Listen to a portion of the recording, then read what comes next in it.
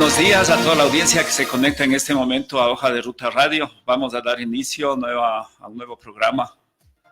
Esta vez vamos a tener con nosotros a Cristian Pino, quien nos va a ayudar a establecer, a dilucidar algunos temas respecto a la lucha social que se viene llevando, bueno, desde Ecuador y ahora en toda Latinoamérica. Entonces aquí hay temas de derechos humanos, de la lucha social, que es necesario dilucidar para la audiencia. Cristian, bienvenido a otras voces de Hoja de Ruta. Siempre un gusto tenerte por acá. Muchas gracias por la invitación, siempre atento a su convocatoria para poder conversar y para poder enviar mensajes al público que nos escucha en temas importantes como este. Cristian, tal vez si empezamos un poco dilucidando qué implica derechos humanos, qué implica estas acusaciones de lesa humanidad. ¿A qué debemos entender por crímenes de lesa humanidad? A ver, aquí hay que partir haciendo una distinción en relación con, y digamos para ponerlo en concreto con los hechos recientemente sucedidos. Hablar de crímenes de lesa humanidad es, digamos, tal vez el ámbito más radical o la acción más brutal, más grave de afectación a los derechos humanos. Tal vez en el caso de las manifestaciones que hemos visto en los países de la región, en Chile, en Ecuador, es un poco apresurado hablar de crímenes de lesa humanidad sin que se hayan agotado las investigaciones judiciales al respecto, pero lo que no puede, eso sí, dejar de señalarse es que sí existieron violaciones de los derechos humanos. ¿Qué quiero decirte con esto? No es lo mismo un crimen de lesa humanidad que implica una acción sistemática de una autoridad pública o de una persona, del aparato estatal, que una serie de actos que hayan vulnerado los derechos humanos de los ciudadanos del país. Creo que en el caso ecuatoriano estamos sí enfrente de una vulneración de derechos humanos de la ciudadanía. Una grave vulneración, podría decirse. Una grave vulneración, pero que no estoy tan convencido si llega a caer, digamos, en el ámbito de lo que pudiera entenderse como un crimen de lesa humanidad, por la gravedad que esto implica y porque además, digamos, esa determinación sí requiere un análisis un poco más profundo, un análisis un poco más frío de los hechos. No me aventuraría a decir que en estos casos estamos en presencia de crímenes de lesa humanidad. Sí estamos claramente frente a actos de la autoridad que violaron gravemente los derechos de los ciudadanos, el derecho a protestar pacíficamente, el derecho a la integridad física de las personas y que evidentemente son el resultado de un actuar desmedido de la fuerza pública, un actuar antijurídico de la fuerza pública y un actuar que no es compatible con los estándares del derecho internacional sobre los derechos humanos ni el derecho humanitario. Ya, ahí hay un elemento que también de pronto no está muy bien entendido, el uso progresivo de la fuerza. ¿Qué implica el uso progresivo de la fuerza desde, en este caso, desde la policía y desde el ejército que salió a las calles? A ver, partamos desde quizás antes del uso progresivo de la fuerza, del ejercicio mismo de lo que se conoció como el estado de excepción. ¿Ya?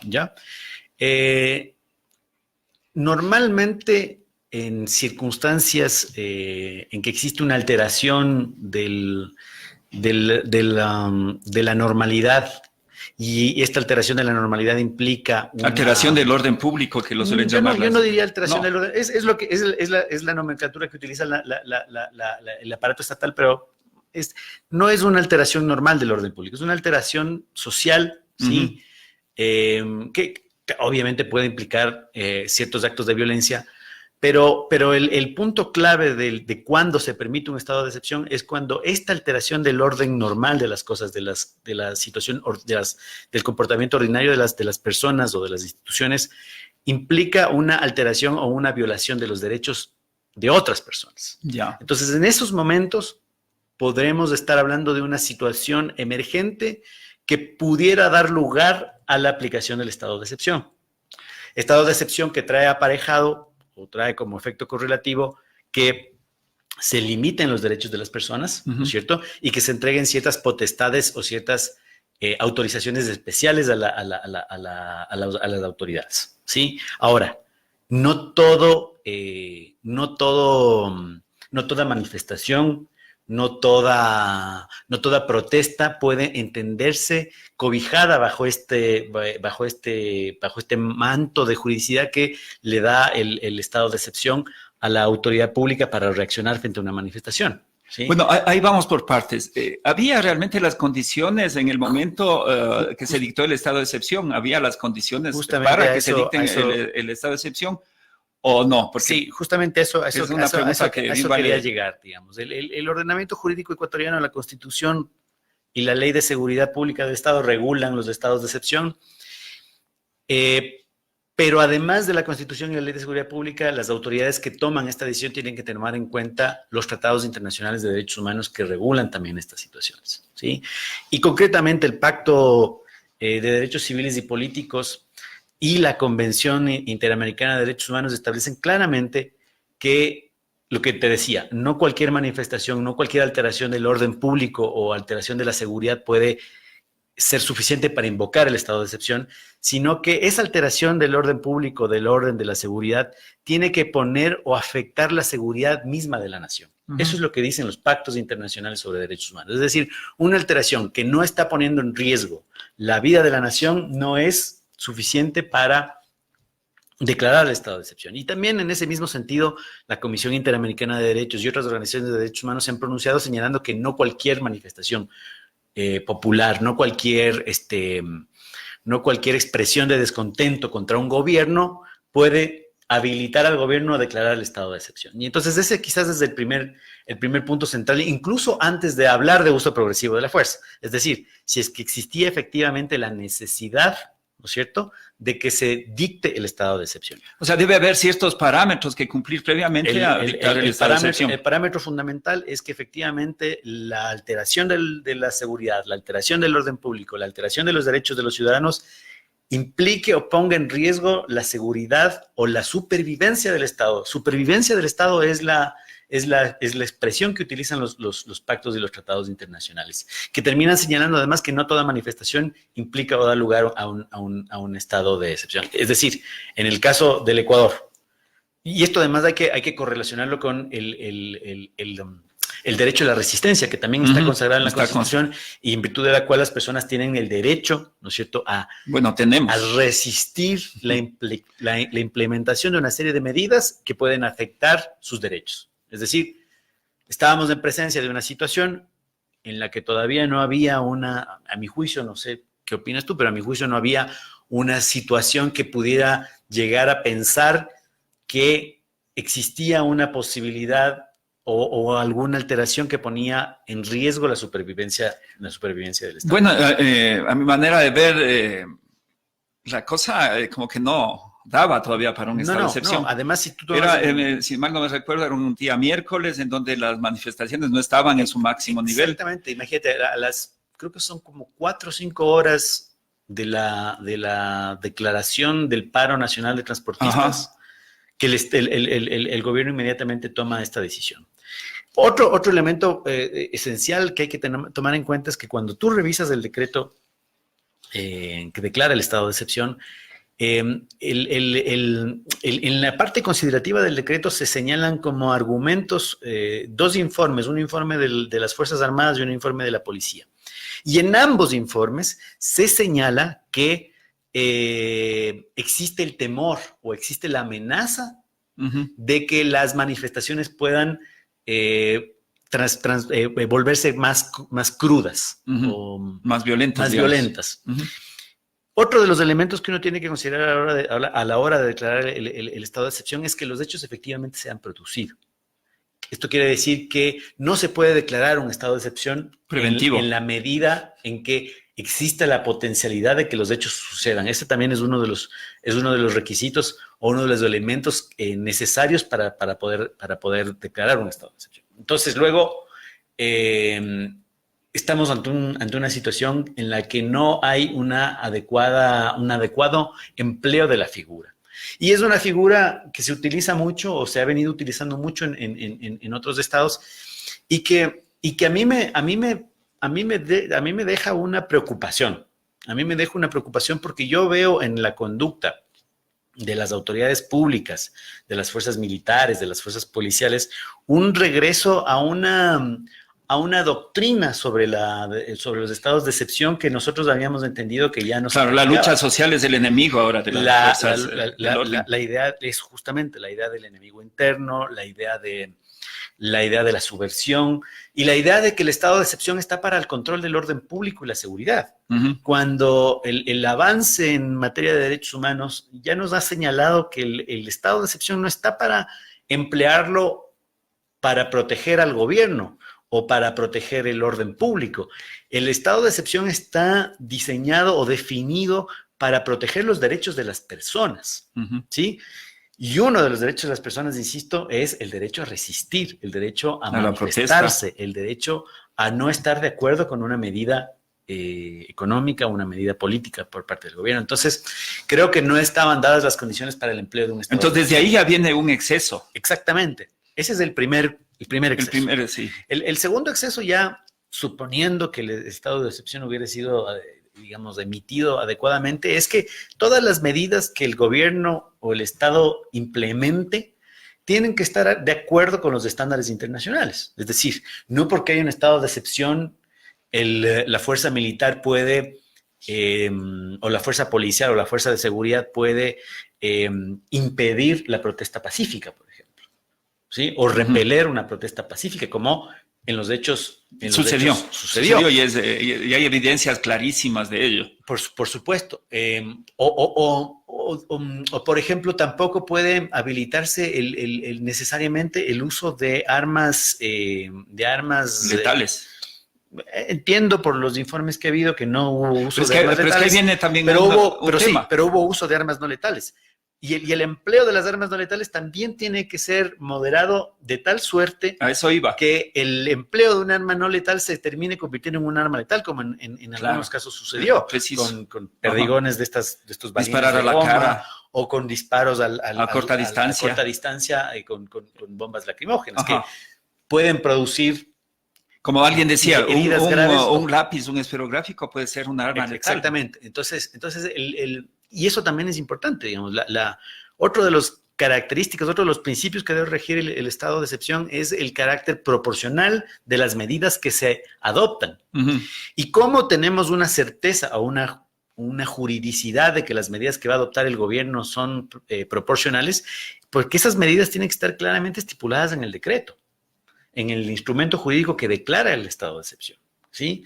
Y eso tampoco sucede en el caso del decreto 884 o del decreto 888 o del decreto 893, porque nunca se estableció claramente hasta dónde llegaba Pero la Corte Constitucional no dio alguna luz al respecto. La Corte Constitucional intentó hacer algunas modulaciones en sus decisiones, pero modulaciones que a mi criterio eran insuficientes porque no atacaban el centro del problema. Por ejemplo, uno de los elementos que a mí me llama la atención del decreto de excepción tiene que ver, por ejemplo, con la restricción a la libertad de movilidad, uh-huh. ¿Cierto? En un primer momento se habla de una restricción a la libertad de movilidad. Absoluta. O sea, ese es el punto. Se habla de así, como si fuera cualquier cosa, el decreto dice restricción a la libertad de movilidad. Toque de queda y demás. Como eso no está adecuadamente, y esto nos va a llevar a otro tema, como eso no está adecuadamente descrito, las fuerzas militares dicen, esto no me satisface. No me satisface. Porque una delimitación o una limitación del derecho de manera tan amplia me implica a mí ser susceptible de responsabilidades ulteriores. Yo necesito uh-huh. una cosa un poco más acotada. Inmediatamente el presidente expide el decreto 884 y ahí se dice, ya, bueno, no, La restricción a la movilidad será en zonas estratégicas. ¿Es el 884 o el 885? 884, digamos, en lugares estratégicos. Porque el 883 es el decreto problema. Claro, en lugares aledaños a áreas estratégicas del Estado, ¿no? Algo así dice el decreto. Uh-huh. Y después, además, en una cosa que me parece totalmente incompatible con los estándares de derechos humanos, le habilita al comando conjunto a determinar cuáles son esas zonas. ¿Por qué me parece totalmente arbitrario? Porque los principios de derecho internacional que regulan estas materias establecen claramente que las medidas de restricción de derechos tienen que quedar escrupulosamente señaladas en el decreto. Tienen que ser manifiestas. Y son manifiestas y reguladas, claro, en detalle desde dónde van, cómo se van a aplicar. Incluso algunas decisiones de la Comisión Interamericana de Derechos dicen que tiene que haber un plan de empleo de las alteraciones o de las restricciones a los derechos humanos, ¿sí? Que tiene que estar en el instrumento. ¿Para qué? Para que el ciudadano sepa cómo tiene que comportarse para no exponerse a una situación de violencia. Entonces, no está claramente decidido y se le faculta al comando conjunto a definir cuáles son estos lugares. Que incumple este principio de descripción meticulosa de la restricción, pero por otro lado además implica una delegación de una atribución que está conferida al presidente de la República a un tercero que tiene otro rol en nuestra sociedad. Hay que recordar que las Fuerzas Armadas tienen un rol obediente. Pero eso le exime de responsabilidad a la autoridad. ¿Ah? Digamos, le exime de responsabilidad, en este caso, al presidente de la República. No, pues evidentemente no, pues porque él no está cumpliendo con los estándares internacionales para la delimitación de los derechos y eso le hace responsable de cualquier vulneración que se pueda producir después por el mal empleo de las fuerzas públicas, por haber delegado una atribución al comando conjunto que no debería, en nuestro sistema constitucional, al ser una entidad no deliberante y obediente, no puede tomar una decisión respecto a la restricción de derechos humanos de las personas. Uh-huh. ¿Sí me explico? Sí, es decir, sí. La Constitución le da al presidente una atribución. El presidente no puede delegar esa atribución. Y suponiendo que el presidente la puede delegar, no la puede delegar en las Fuerzas Armadas, que son los que tienen que implementar esa restricción. Bueno, pero en la realidad sucede, evidentemente, en la realidad sí ocurre. Porque acordémonos que el presidente inclusive delegó funciones propias de él a un grupo de personas. O sea, prácticamente, digamos, él ya no es presidente. El presidente puede delegar funciones. Eso no es el problema. El problema es a quién delegas las funciones. Puedes delegar tus funciones podríamos decir en otras palabras, puede delegar funciones, pero no se exime de responsabilidad. O sea, claro, la delegación no implica exhibición de responsabilidad, pero por otro lado no puedes delegar a cualquier persona, ¿sí? Las Fuerzas Armadas, insisto, de acuerdo con la Constitución, son entidades no deliberantes uh-huh. y obedientes. Es uh-huh. decir, no pueden tomar decisiones. Las decisiones se las tiene que entregar el poder civil. Y en el marco de las atribuciones o de la forma como el poder civil le dice que tiene que actuar, tiene que operar la Fuerza Armada.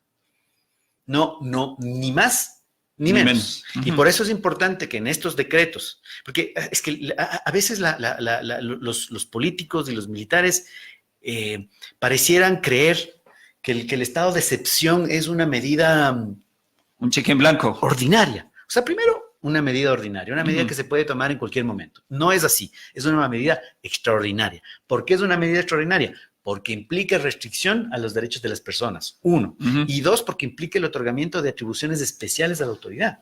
Entonces no es una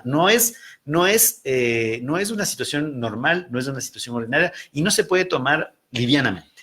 Por eso, la restricción a los derechos tiene que estar meticulosamente definida en los decretos y esas atribuciones no se pueden delegar. En mi criterio no estuvo. Entonces, no sorprende, y quizás con esto podemos llegar a otro punto de esta entrevista, no sorprende entonces que los militares después digan, necesitamos una legislación. Pero antes de ir a ese tema, creo que no está todavía muy bien definido el uso progresivo de la fuerza.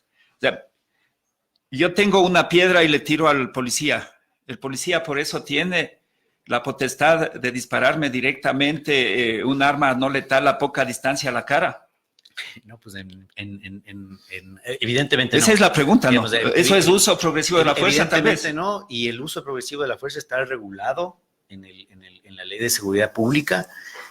Además, entiendo que ahora que hicimos unas reformas, o se hicieron unas reformas del Código Integral Penal, se habló de una reforma a estas disposiciones en las que se establece el uso progresivo de la fuerza, pero evidentemente la autoridad policial, las Fuerzas Armadas, la fuerza pública, no está autorizada a utilizar un arma de fuego o a un arma no letal en términos tales que pueda afectar la integridad del civil o la vida del civil, si es que primero no está en riesgo su propia vida o la vida de un tercero.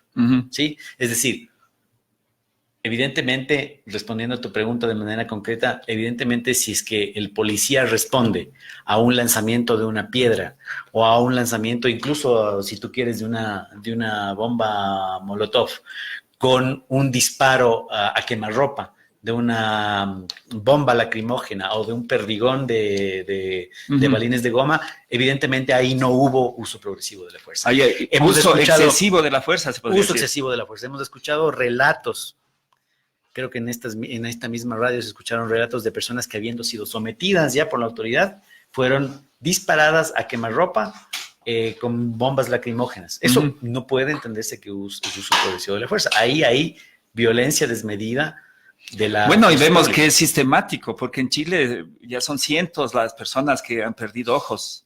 Es sistemático. Claro, en Chile recuerdas acá también, igual. Lo primero, no fue tan burdo, pero una de las cosas que hizo inmediatamente el gobierno chileno fue declarar el estado de excepción y decir que estaban en una situación de guerra. O sea, tú recuerdas el libreto parecido al de acá. El presidente Piñera dijo, estamos en guerra. Pero ¿por qué tiene que hacer esa declaración y decir que estamos en guerra? Porque solamente en casos tan graves como una guerra interna se admite el estado de excepción. Sí, eso es una cosa que la ciudadanía tiene que tener. O sea, no fue una declaración a la ligera. Seguramente fue lo que le dijeron que tenía que decir. Claro. Sí, pero es torpe porque efectivamente no podemos hablar de una guerra interna cuando la gente está protestando por una medida que le afecta. Sí, insisto, no cualquier manifestación, no cualquier protesta, no cualquier alteración del orden público permite la declaratoria de un estado de excepción. Porque el estado de excepción es una situación, es una alteración del Estado de Derecho, ¿sí? Y por lo tanto, entonces tiene que ser extraordinario, ¿sí? Y la Corte Interamericana de Derechos Humanos les ha señalado a los estados y la Comisión Interamericana de Derechos les ha señalado a los estados que esas decisiones no se pueden tomar a la ligera y tienen que ser meticulosamente analizadas. Bien, sabes que hay una preocupación muy evidente, ¿qué te digo? Un cierto miedo de la gente en estos momentos, porque hay declaraciones de actores políticos en donde dicen que, bueno, se separó el decreto urgente, pero que el gobierno prácticamente va a tener que imponernos a la fuerza otras medidas. Y dentro de ese marco, como digo, declaraciones de actores políticos lo han dicho claramente el día de ayer y otros días. Pero anteriormente el nuevo comandante del Ejército, de las Fuerzas Armadas, él hacía un pedido al gobierno nacional. Y el pedido era prácticamente de que les den marco jurídico para poder actuar en caso de unas nuevas protestas. A mí aquí me inquieta, ¿no? Porque hay dos lecturas al respecto. La una es que están pidiendo licencia para matar, más o menos como lo que está sucediendo en Bolivia, que al parecer allá la presidenta autonombrada a las Fuerzas Armadas les exime de responsabilidad por la represión que tengan que hacer para controlar a la protesta social en Bolivia. ¿Será que acá se está buscando lo mismo? Son preocupantes las declaraciones del comandante de las Fuerzas Armadas, porque es lo que te decía antes. A mí me parece que existe una aplicación del estado de excepción, o sea, de estas medidas o de este marco jurídico para controlar la protesta social, que nos recuerdan a doctrinas de seguridad nacional que habíamos entendido superadas, ¿cierto? Y que el derecho internacional de los derechos humanos, del derecho internacional humanitario, ya las ha superado, ¿sí? Porque evidentemente desde mediados del siglo pasado la legislación internacional ya ha comprendido, lo ha plasmado en normas jurídicas, en principios, en decisiones jurisprudenciales de los órganos de derecho internacionales, que el estado de excepción no está orientado a la defensa de la seguridad y del orden público, sino orientado a la defensa de los derechos de las personas.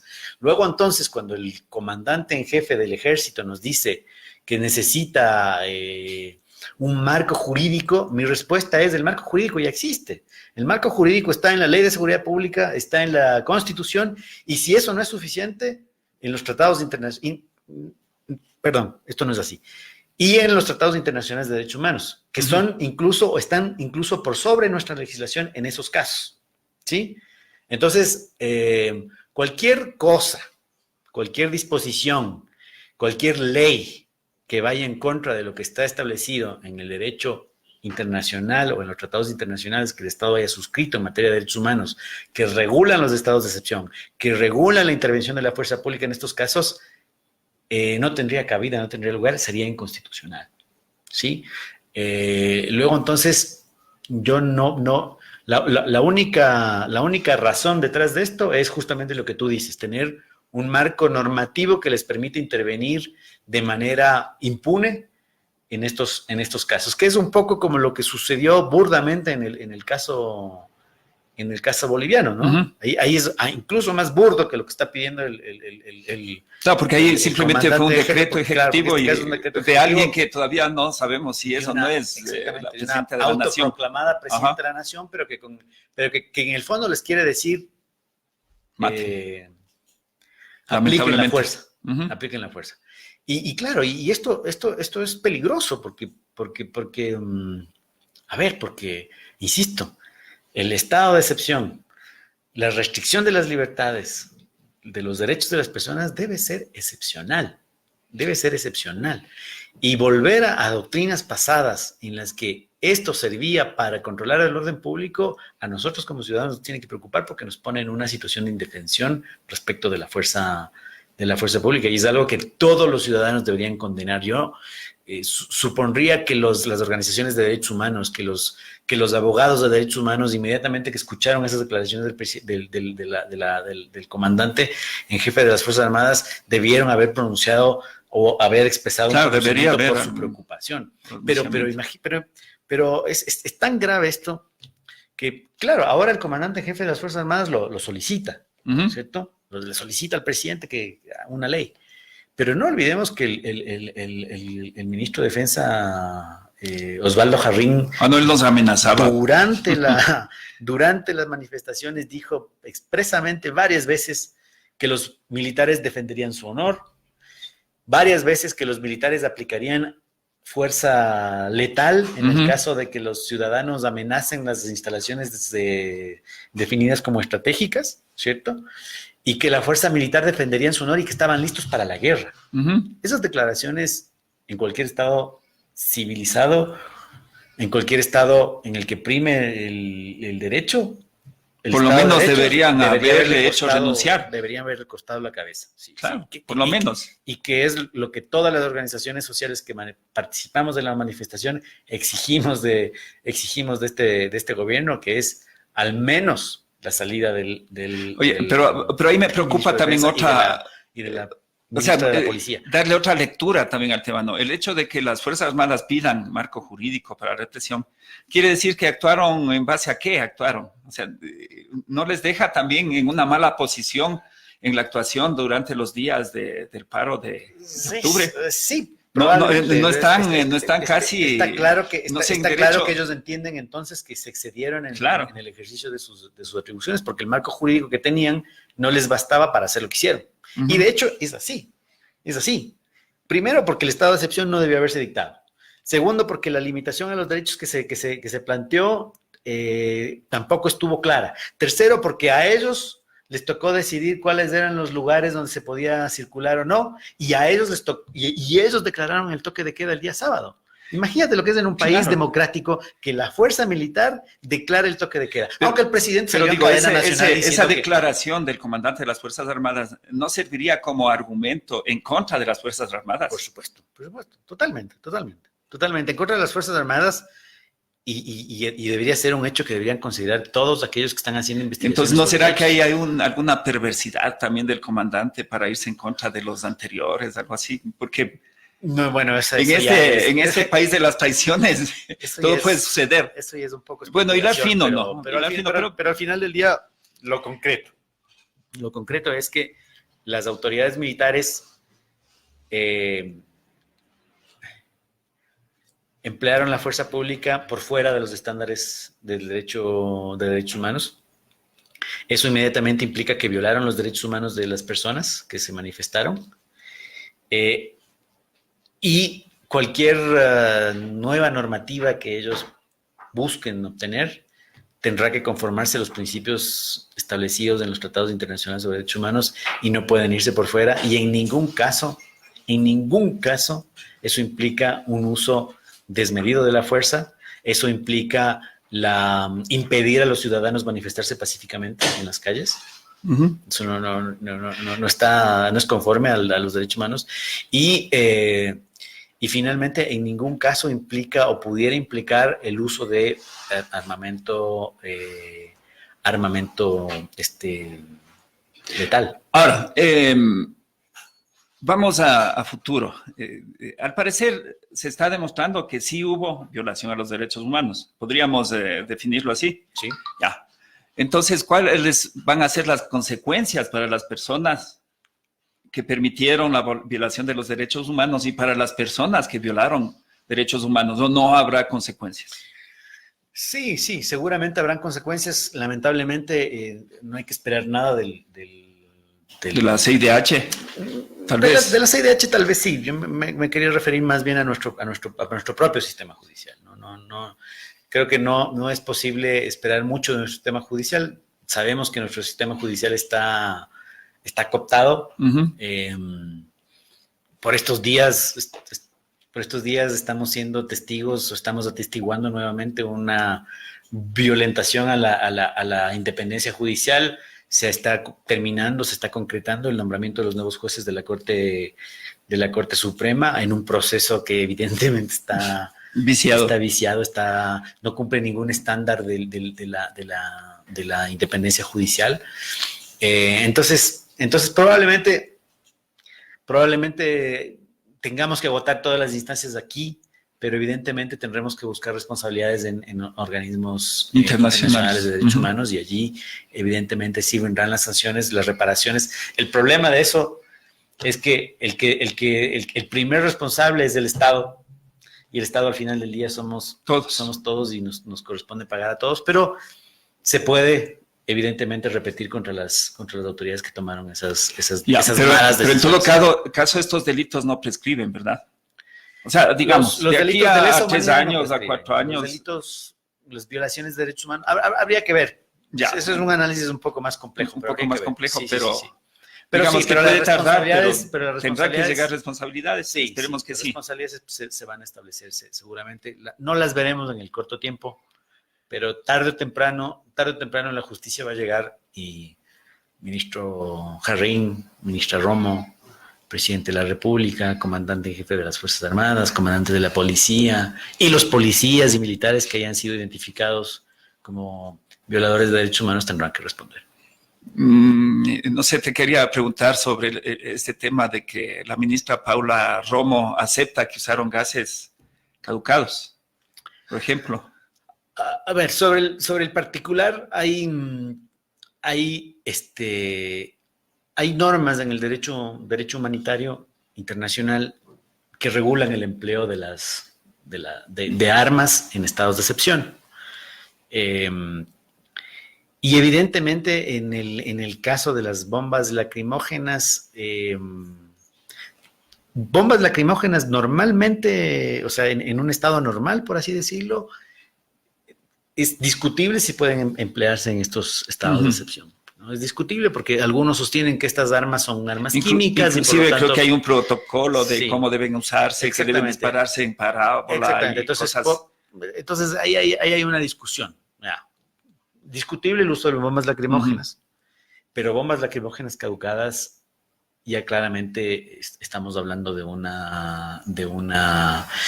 uso indebido de un arma no letal en este caso, que no debió haberse empleado por justamente estar caducada, y que efectivamente ahí tenemos en esas declaraciones de la ministra Romo un reconocimiento de que ella tenía el conocimiento de que estaban utilizando armas lacrimógenas caducadas y que, de acuerdo con los estándares internacionales, no podían haber sido utilizadas.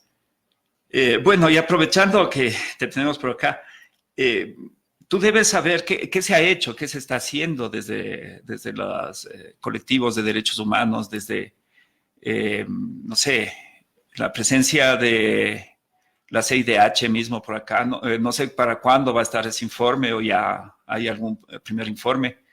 ¿Qué es lo que se está haciendo o no se está haciendo nada? A ver, yo entiendo que las organizaciones de derechos humanos, de las que yo conozco, en el proceso en el que de visita, de inspección de la comisión, participaron activamente elaborando informes que se entregaron a la comisión, pero además entiendo que están preparando informes para presentarlos en otros espacios más allá del sistema interamericano de derechos humanos, porque evidentemente también tenemos ciertos reparos del funcionamiento del sistema interamericano. Recordemos que la Comisión Interamericana de Derechos Humanos es un órgano de la Organización de Estados Americanos, de la OEA, y ya sabemos que la OEA en el último tiempo, especialmente en el caso boliviano, se ha comportado de una manera que ha dejado bastante que desear. Incluso el secretario Almagro, cuando estuvo en Quito, felicitó al actual gobierno en una declaración que es evidentemente irrespetuosa, por decirlo menos. Por lo decir irrespetuosa de nuestros procesos, irrespetuosa de nuestros muertos, irrespetuosa de nuestros heridos, irrespetuosa de sus propias organizaciones, porque la misma comisión, que es un órgano de la OEA, estaba aquí haciendo una investigación, una declaración en ese sentido, evidentemente que pone una presión a la comisión respecto de cómo tiene que intervenir. Entonces, en eso están las organizaciones de derechos humanos, entiendo yo. Están justamente, han levantado muchos informes, informes paralelos, informes sombras, si tú quieres, respecto de los informes que están elaborando el Congreso, o sea, la Asamblea Nacional, de los informes que está elaborando, entiendo, Contraloría y entiendo también la Fiscalía del Estado. Bien, bueno, para ir cerrando, quisiera topar también el tema de que, ¿cómo podemos explicarnos que, por ejemplo, en Chile, acabo de ver un documento en donde están pidiendo la destitución del presidente Piñera? ¿Quién lo pide? Lo pide la Asamblea o parte de la Asamblea. Y acá las personas que algún rato hicieron alguna declaración pidiendo muerte cruzada y demás, ahora estén presos. Y no estén presos dos ministros que hacen la misma declaración prácticamente el día de ayer, que también dicen que sería bueno adelantar elecciones. O sea, ¿qué opinión te merece ese manejo de la crisis del sector político? Porque la Asamblea General, la Asamblea Nacional es en donde se concentra el poder político, en donde se deciden y se definen estas cosas, ¿no? Sí. Y ellos brillaron por su ausencia, no hubo nunca una reunión urgente para tratar el tema, ni cosas por el estilo. El presidente de la Asamblea simplemente dijo que él guardaba prudencia, pero no tuvieron prudencia, por ejemplo, para recibir a las 11 de la noche el proyecto de ley urgente.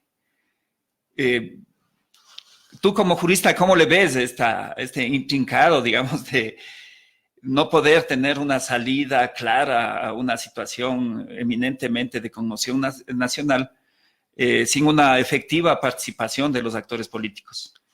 Sí, a ver, me parece que la derecha en el continente se comporta irracionalmente, ¿sí? Pero esa irracionalidad es más o menos burda según el nivel, ¿qué te diré? Según el nivel de quien detenta el poder. En Chile, yo diría que las instituciones de alguna manera no están tan articuladas en un solo bloque, ¿cierto? Entonces, por lo tanto, existe un mayor espacio de maniobra, digamos. De discusión y de maniobra, de maniobra democrática. Y además hay yo diría que una mejor formación de sus jueces y de sus abogados, y por lo tanto entonces creo que a nadie en Chile se le ocurrió decir que detrás de esto hay un intento de golpe de Estado. Creo que en algún momento sí se oyó algo. A nadie en Chile, bueno, tal vez, pero muy digamos, aislado, digamos, no, claro. No fue la tesis del gobierno como sucedió acá. Sí, exactamente. Y esta acusación constitucional en contra de Piñera, digamos, es digamos, el acto final porque, digamos, lo que te quiero decir es que no es el primer momento en el que hay un pronunciamiento en Chile de esta naturaleza.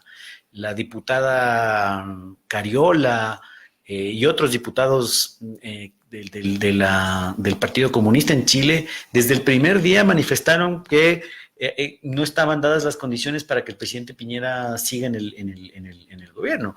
Después, con el correr de los días, fueron morigerando sus declaraciones, porque yo entiendo que entendieron que la situación excedía un poco la situación del gobierno.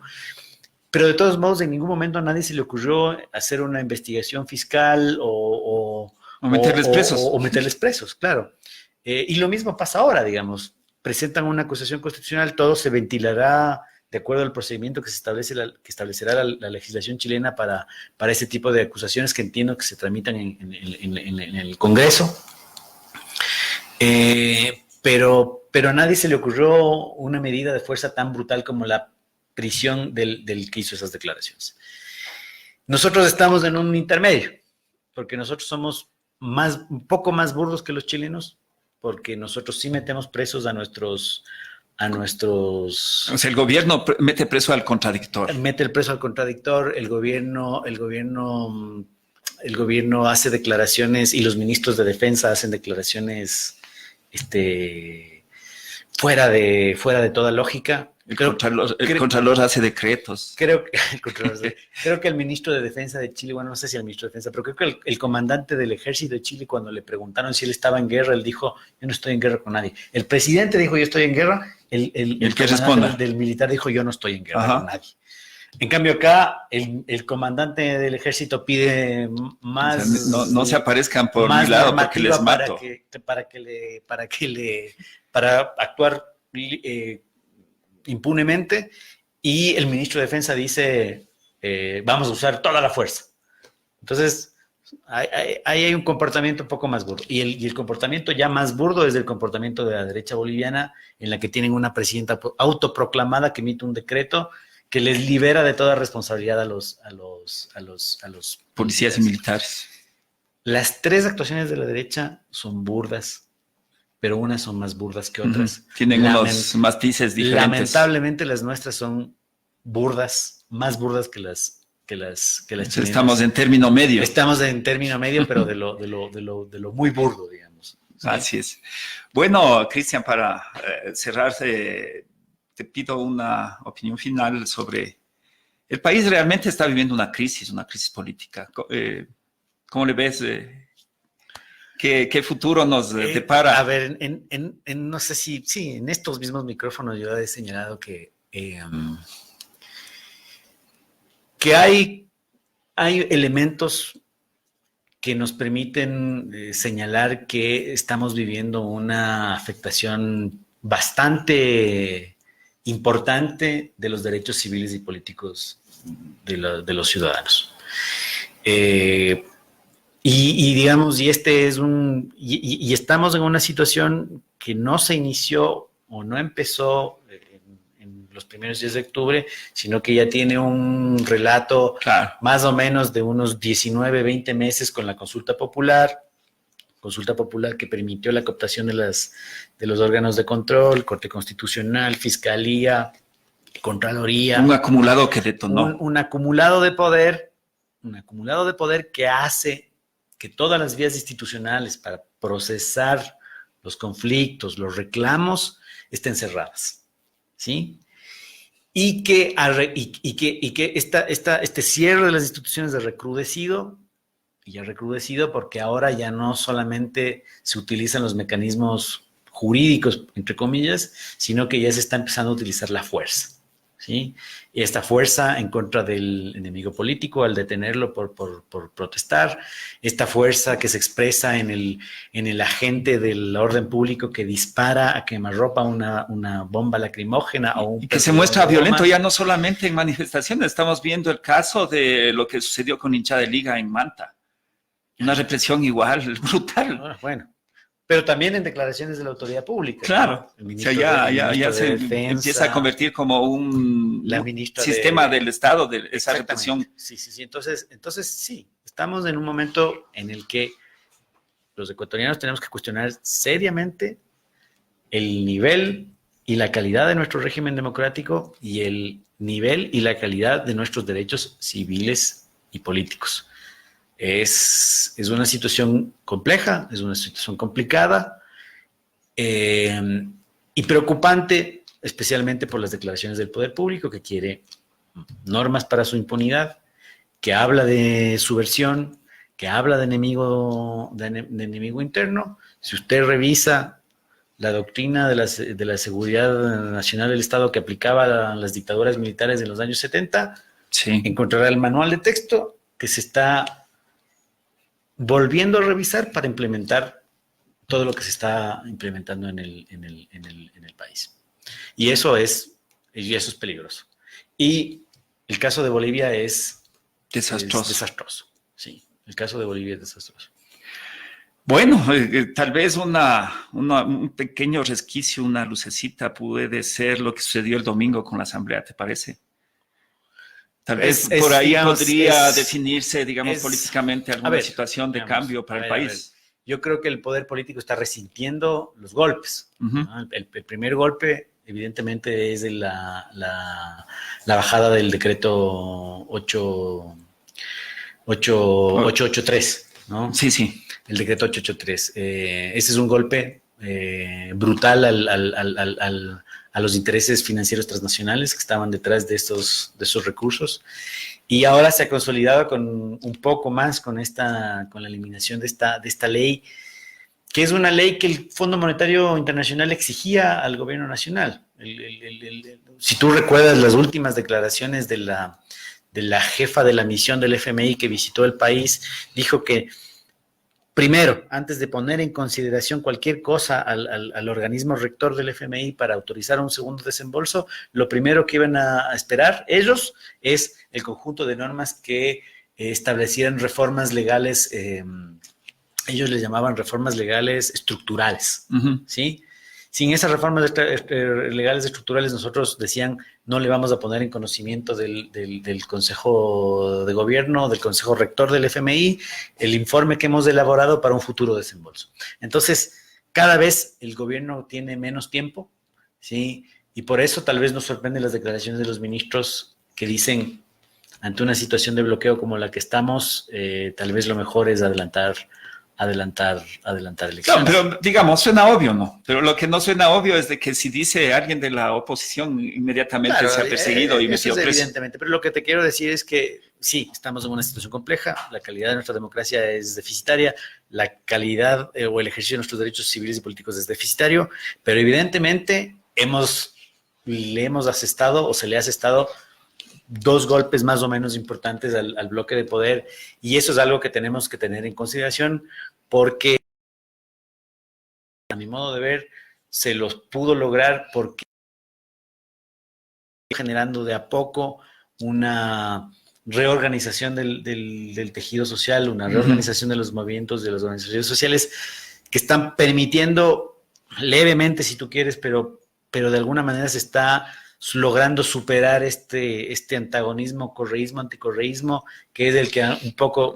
Ojalá que pueda superarse, pero no creo que esté superado. No, yo no creo que está superado, pero en las manifestaciones de octubre claro, fluyeron correístas y no correístas. No, y eso sí hay que resaltar. En el plantón que se hizo en la Asamblea Nacional el día de que se aprobó, igual. Ajá. Entonces, al menos ya se están encontrando en la calle. Así es. ¿Sí? Entonces podríamos, y en realidad creo que sí debemos felicitarnos a esa ciudadanía en resistencia que Por supuesto. se ha podido parar por lo menos Por supuesto. Y además, esta arremetida y además del llamado, mi llamado sería la unidad de las organizaciones sociales, de las fuerzas populares, del campo popular, porque unidos resistimos. O sea, yo sinceramente no sí quisiera verle un día de estos, darle la mano, estrecharse la mano, un asambleísta de la Revolución Ciudadana con Leonidas Issa, por ejemplo. Eso sería muy significativo, sería una clara señal de que podemos Ojalá pudiéramos construir un mejor país en unidad. De acuerdo. Cristian, agradeciéndote, siempre bienvenido a este medio. Gracias. Y bueno, ahí seguimos en la lucha y seguiremos invitando en otras ocasiones para que nos puedas orientar, nos puedas ayudar a toda la audiencia a entender un poco más estos fenómenos sociales desde... Muchas gracias por la invitación. Espero que la explicación sea clara, porque son temas que a veces un poco densos, un poco densos, pero que estamos haciendo el esfuerzo por explicarlo de la manera más clara. Bueno, con la audiencia vamos a despedirnos, esperando en la tarde volvernos a conectar. Vamos a tener algún entrevistado de primera línea en la tarde también. Y gracias por la sintonía, gracias por estar pendientes de Hoja de Ruta Radio. Muy buenos días.